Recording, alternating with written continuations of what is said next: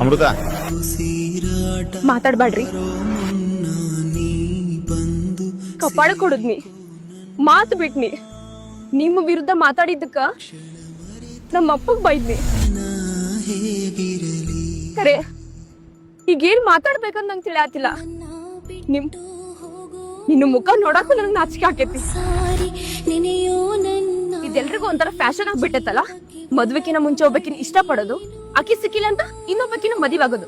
ಆಯ್ತು, ಎಲ್ಲ ಆಯ್ತು ಅಂದಾಗ ಸರಿ ಇದ್ದಾಗ ಮತ್ತಕಿನ ಲೈಫ್ ನ ಕರ್ಕೊಂಡ್ ಬಂದ ನೆಮ್ಮದಿ ಹಾಳು ಮಾಡ್ಕೋತೀರಿ.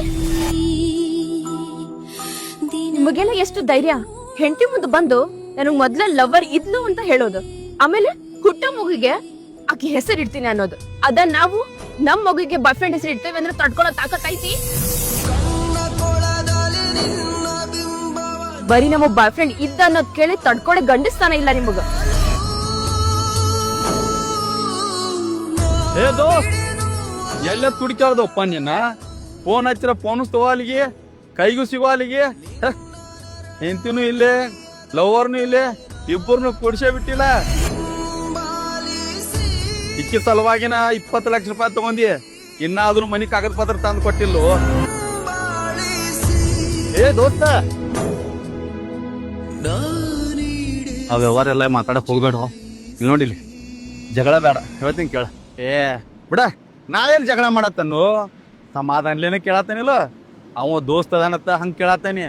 ಅಲ್ಲಿ ಬ್ಯಾರದವ ಯಾವ ಎದ್ದಿದಂದ್ರ ಎದಿ ಮ್ಯಾಗಿನ ಹಂಗಿ ಹಿಡಿದು ಕೇಳ್ತಿದ್ನಿ. ಆಕಿಗ್ ನೀನ್ 20 ಲಕ್ಷ ರೂಪಾಯಿ ಕೊಟ್ಟಿ, ಹಂಗಾರ ನಿನಗ್ ನಾ ಅವಶ್ಯಕತೆ ಇಲ್ಲ. ನನಗೂ ನಿನ್ನ ಅವಶ್ಯಕತೆ ಇಲ್ಲ.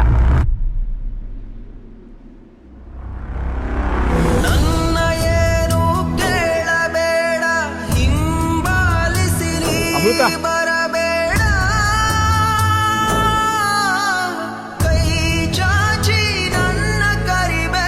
ಅವ್ನ್ ಕಣ್ಣೀರ್ ಹಾಕ್ಸೋದ ನೀನ್ ಖುಷಿ ಇತ್ತಲ್ಲ, ನೋಡ ಕಣ್ಣೀರ್ ಹಾಕಕತ್ತ, ನೋಡಿ ಖುಷಿ ಪಡ.